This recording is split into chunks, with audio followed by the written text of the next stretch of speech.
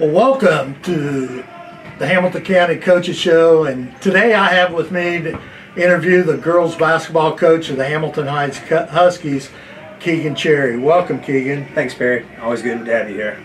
Well, it's great. Boy, in looking at the numbers and everything for you, I would say that you probably don't want 2018 to end the way things are going right now. Right. We've definitely been doing some good things of late, and you go back to the East Central tournament where we got beat by East Central by I think 2 or 4 there, and it was sort of a bizarre game, but low scoring. But since that time period, you know, we've strung together some wins, and I think we're trending in a good direction in preparation for tournament. And that's what it's all about, right? Absolutely. I mean, you know, but guys, coach, I look at your schedule though coming up. I mean, you only have 2 games left, Right. but you have Frankfurt tomorrow night, Right. Okay, which they come in 3-16.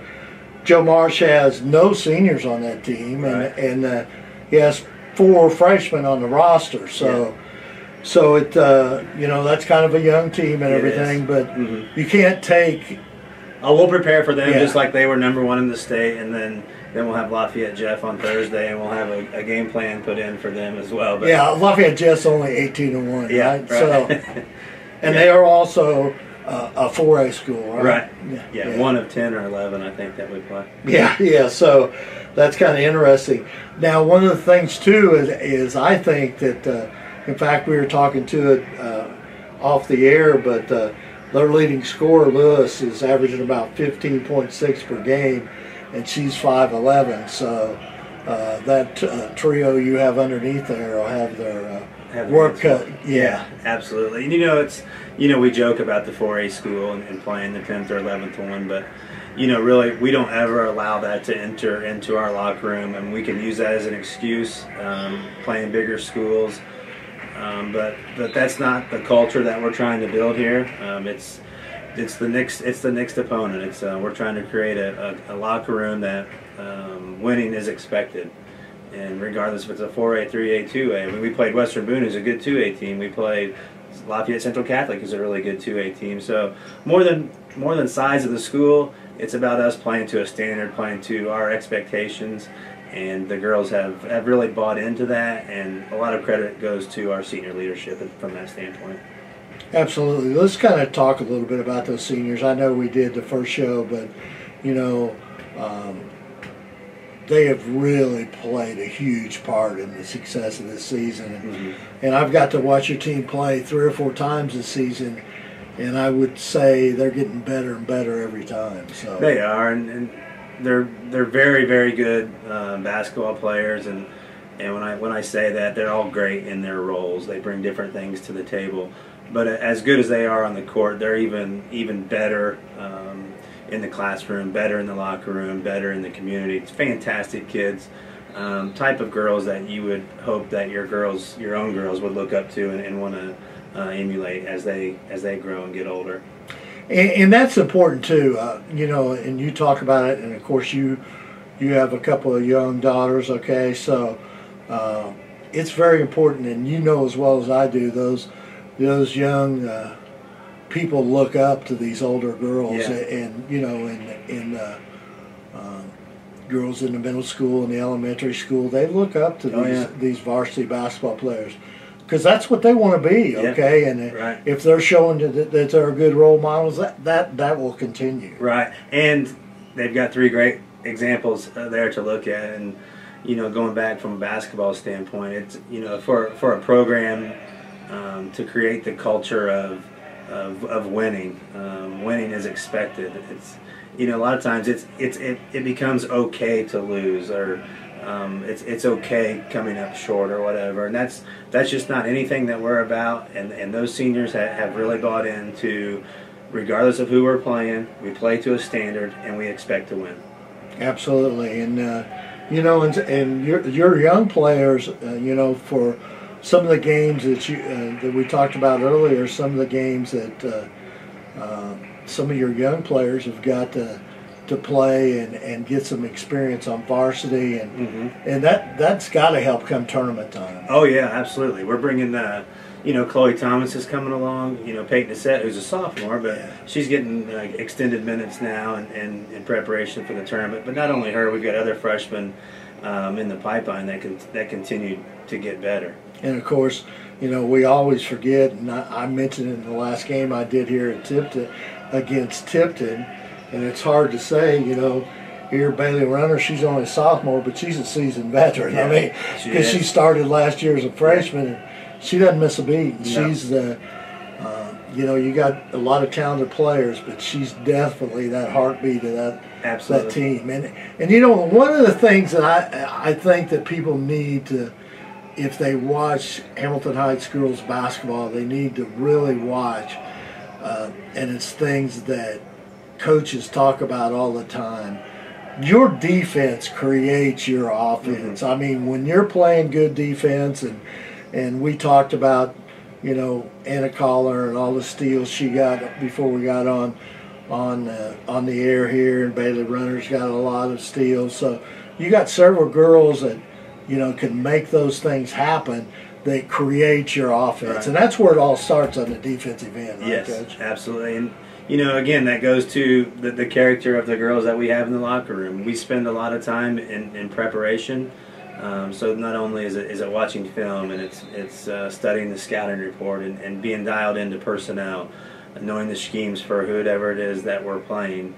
But we also feel like the defensive end is an area that we can control. I mean, it's maximum effort is the minimum requirement that we talk about. So and that's good for those younger ones as well, to see that kind of effort, from the varsity team. And Perry, me now well enough that we don't give anything here. Everything is earned. So those young ones, if they want to play, then they got to go beat somebody and take their spot. And that creates a competitive environment in practice, and in turn makes us better as a team, puts a better product on the floor come game night. And one of the things that's happened this season, I know this is the one thing of being around you, this is a team. But there was a huge step made this year, milestone for Caitlin Kirtley, as she reached 1,000 points, in which I think there's only five players, girls that have reached that 1,000 points. And if you look at that list, there's some great ones, because I've been fortunate enough to see half of those girls play.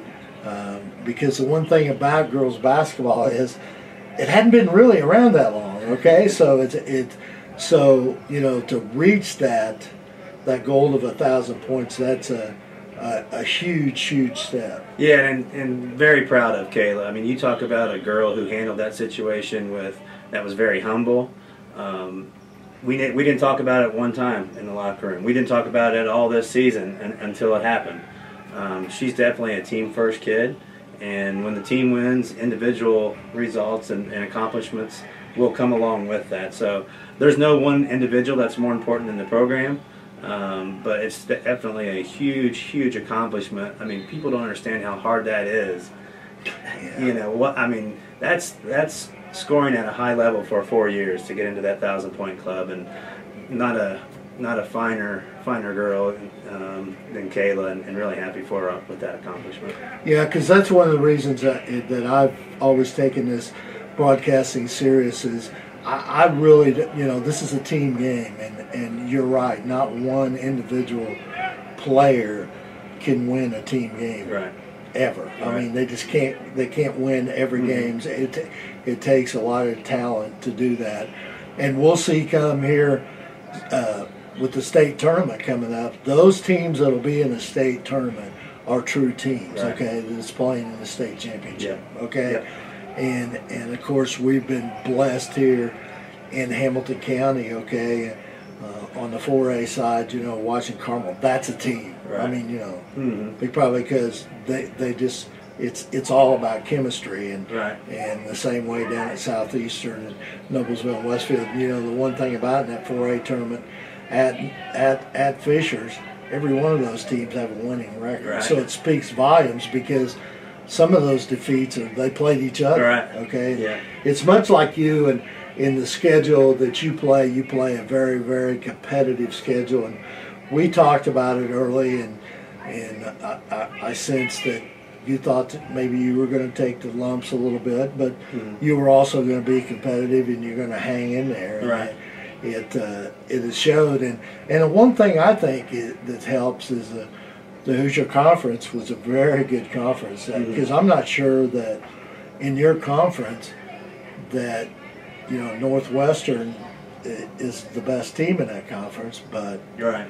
I'm not sure they're not one of the better teams without classes. Yeah, I don't think there's any question about that. With Layden and Bostic, those two pieces right there are good enough. They could probably play 4-on-5 and beat a lot of teams. But from a conference standpoint, from a Sagarin rating perspective, Northwestern's number 1, we're number 2. Yeah. Both so in the same conference. So the bad part about that is they're just sophomores. Yeah.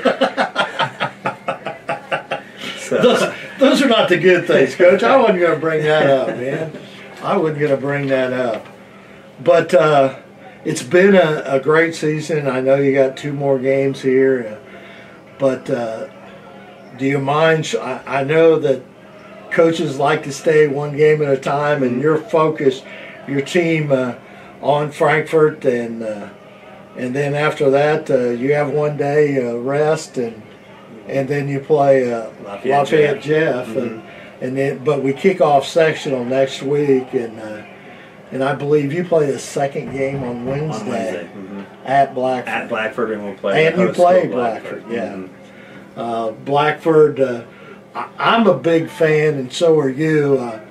Early in the season, the Sagarin rating doesn't mean much to me, okay? Right. But when it gets down to the last month of the season, I think it all kind of shakes out. And it's amazing how right it is, how accurate it is.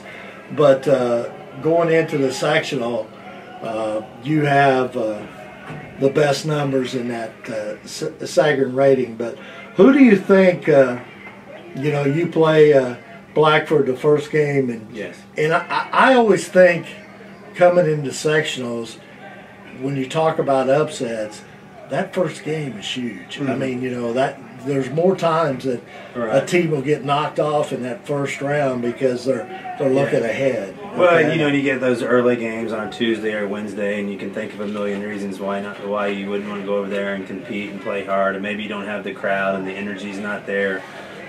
So yeah, you do see a lot of upsets there in that first round, but I can assure you we're going to do everything in our power to avoid that. I mean, we're going to prepare for Blackford just like if we were playing, Jay County or Yorktown, Newcastle, whoever it might be. We're going to prepare the same way.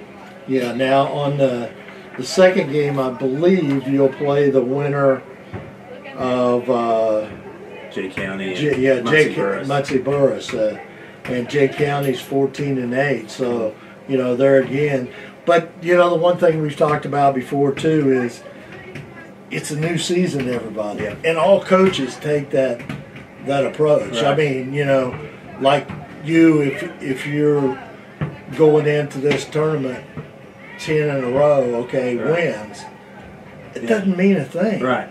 You're all at the same level when it comes to start of this tournament next Tuesday night, and for you Wednesday night. Right, and we talk about the numbers here. We talk about the Sagarin ratings, and on paper, we'll be the favorite in that tournament. We will not mention that. We don't talk about that. We don't care about that. Jay County, to me, I think is one of the favorites, if not the favorite in that tournament. They knocked off Fort Wayne Concordia earlier in the season, who Concordia was ranked up, top just under Northwestern for a good portion of the season. So they're a very good team. They're well coached. He's Coach Comer's has won multiple sectional. He's got a regional, title under his belt. So he does a great job with those girls. They'll be extremely well prepared, and definitely not a team that we're overlooking or that anybody can overlook from that standpoint. But and like you said, it's always tough. I mean, you're playing the host school too, so you kind of figure they're going to have a pretty good crowd there. Over the years and the years that I've spent here watching Hamilton Heights basketball, the one great thing you have, coaches, you have great fans. I mean, they really travel, and they travel well. They do. very, very fortunate from that standpoint. And it's just not now at this point in the season where we've won a few ball games. First game of the season, we traveled well to Brownsburg. East Central tournament. We traveled well over there. So we have passionate fans. I couldn't be more pleased with the support from the community, and we're going to need that continued support if we're going to achieve our goals and make a run in the tournament like we're hoping to do. Because this is the one great thing that playing in a school this size at 3A, I mean, the focal point is athletics and their athletic teams, and both the boys and the girls teams. I mean, I went to my wife and I went to Sheridan on Saturday night, and Heights had a good crowd, maybe as many as Sheridan had there. So they come out and they support their teams, and it's always a wonderful, wonderful opportunity. Yeah, and talking of Blackford. For us, we're going to get everybody's best shot. I mean, we're the favorite, and now we're not going to sneak up on anybody. Our last 3-4 ball games, we've taken what I think would be a team's best shot with Western Boone, Yorktown, Lafayette Central Catholic, in particular, played really well. I think it was high-level games from both teams. But my point is, we're going to have to be really good, regardless of who we're playing, and we're going to take everybody's best shot. Well, that always creates success. Creates another avenue for you guys as coaches to work on, because now it comes down to mental toughness. I mean, you can't worry about who you got to worry about the game at hand. You can't worry about the past. You can't look to the future. It's one game at a time. Right. Because you can't look ahead, because if you lose, you're done. Okay. Right. So it comes down to mental toughness, and like you said, from here on with the season that you're having, and congratulations once again on being in the top 10 in the Indiana Coaches Girls Sports Association polls this week. So that's a great thing, and all these things are great things, but man, you can't read the headlines. Right. I mean, you can't worry about that, because that game's played on the floor out there. Right. Well, and we talk a lot about staying humble and staying hungry. It is nice to see some of this recognition. I mean, it's nice when hard work pays off and you get to see that. But in the locker room, we could care less about rankings. We could care less about any of that. It's preparing for who we play next, and we want to be as sharp as we possibly can. Yeah, because that's the one thing going into all my interviews. I knew we didn't want to get ahead of ourselves and talk a lot about sectional, but we only got 2 games left here, and we need to look at maybe look ahead at some of the things that are going on. But Coach, I think you've had an outstanding season, and it's a tribute to you, your staff, and your players, and like you said, and you've said all along, is senior leadership is key, and if you don't have good leaders to keep that team together, and because as coaches, there's only so many things you can do, but you'd be surprised if that senior leader can say something to the players. Right. It goes a long way, and they respect it. Absolutely. I mean, who's going to talk back to Anna Collar? How are you going to do that? And then from a coaching staff standpoint, I couldn't be more fortunate to be surrounded with the assistants that I had with my brother Kevin, Coach Lester, Coach Height, and Coach Andis. I mean, there's a lot that goes into this. It's not about me. It's not about anybody on the staff. It's a program. It's a culture, and I think we're doing some good things at the right time, and hopefully we can just keep continuing on the same path. All right. Well, good luck this week. You got once again.